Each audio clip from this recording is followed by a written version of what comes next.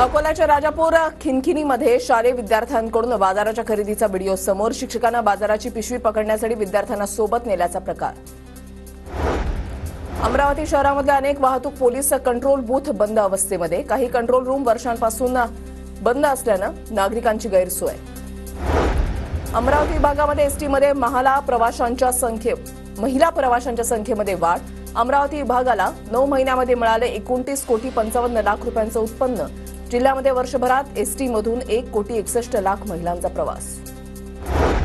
जालना जिल्ह्यामध्ये वाळू माफियांचा धुमाकूळ. महसूल पथकाच्या धास्तीमुळे 2 हायवा गावात घुसल्याची घटना, तर 3 टेम्पो चालकांनी वाळू रस्त्यावरच टाकून पळ काढल्याची घटना. नागपूरच्या कोराडीमध्ये बंद असलेल्या प्लास्टिक फॅक्टरीमधून लाखो रुपयांचा माल चोरीला. वर्षभरापासून रोज थोड्या साहित्याची चोरी. 9 जणांना अटक. बंदुकीचा धाक दाखवून व्यावसायिकाला लुटलं. गोंदिया जिल्ह्यामधील गंगाझरी जुनेवानी इथल्या काल रात्री 12 वाजताची घटना. आरोपींनी 3 लाखांचा ऐवज लुटला. परभणीमध्ये वाहतूक शाखेची नियम मोडणाऱ्यांच्या विरोधात कारवाईची मोहीम. वाहन चालकांच्या कागदपत्र तपासणीसह दंडात्मक कारवाई.